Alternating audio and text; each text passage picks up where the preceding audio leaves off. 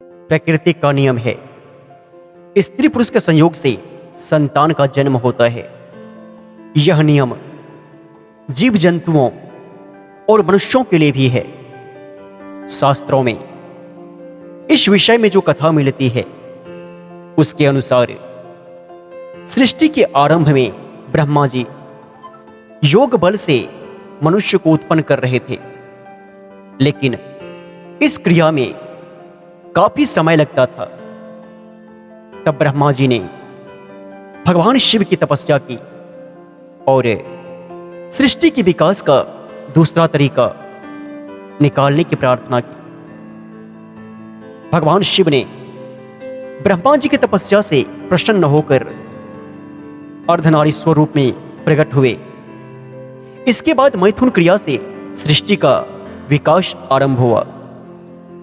लेकिन हम यहां जिस कन्या की बात करने जा रहे हैं उसका जन्म प्रकृति के नियम से ही हटकर हुआ था, क्योंकि इसके जन्म में स्त्री पुरुष का संयोग हुआ ही नहीं था।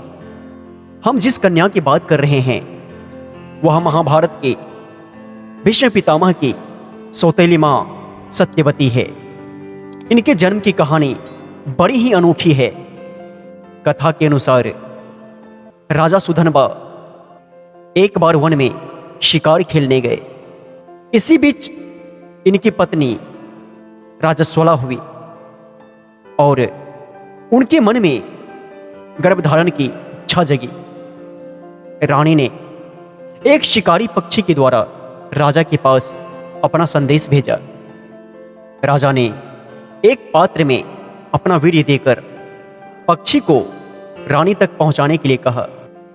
रास्ते में एक अन्य शिकारी पक्षी मिल गया, जिसके साथ उस पक्षी का युद्ध होने लगा।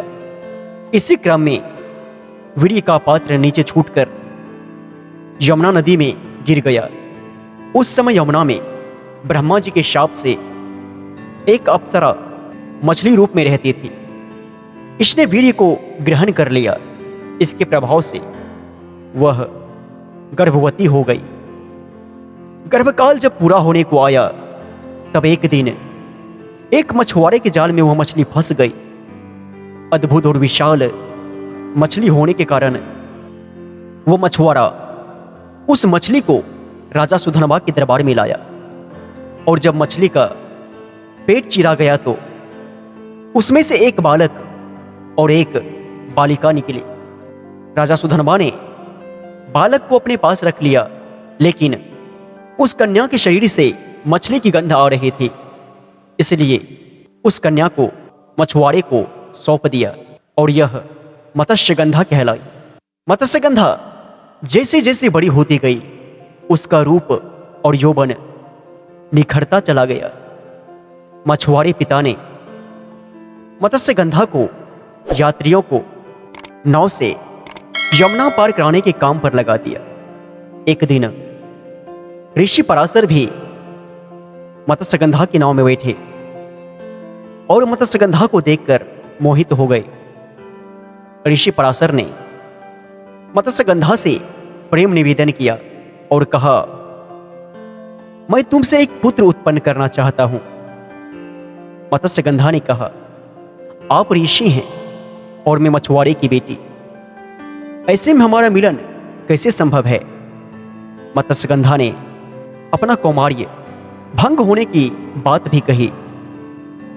ऋषि पराशर ने मत्स्यगंधा से कहा, संतान उत्पन्न करने के बाद भी तुम कुंवारी ही रहोगी, इसलिए चिंता मत करो। इसके बाद पराशर ऋषि ने अपने तपोबल से घना कोहरा फैला दिया और मत्स्यगंधा के साथ इनका मिलन हुआ। इस मिलन से महर्षि व्यास का जन्म हुआ। ऋषि ने मत्स्यगंधा को आशीर्वाद दिया कि तुम्हारे शरीर से अब मछली की दुर्गंध नहीं आएगी, बल्कि अब तुम्हारे अंगों से उत्तम सुगंध निकलेगी। इसके बाद मत्स्यगंधा सत्यवती और गंधा के नाम से जानी गई।